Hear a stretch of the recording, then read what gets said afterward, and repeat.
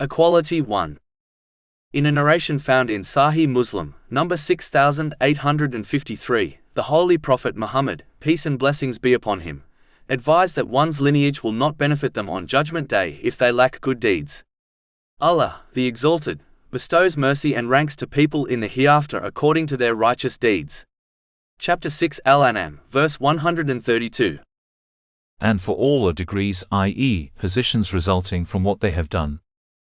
A Muslim should therefore not be fooled into believing their lineage will save them from punishment. If anything, a person who has a pious Muslim in their lineage should strive harder in the obedience of Allah, the Exalted, so that they reach their level and live up to the name and status Allah, the Exalted, granted them.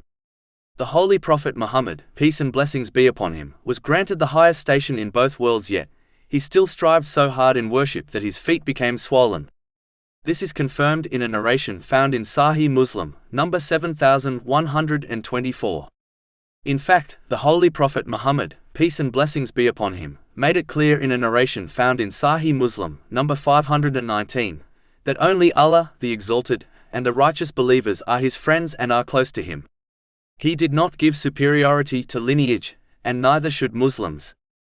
Islam is a religion of equality, and therefore all will be treated and judged by Allah, the Exalted, in this world and in the next according to their intention and efforts. All other things, such as gender, lineage and brotherhoods, have no value.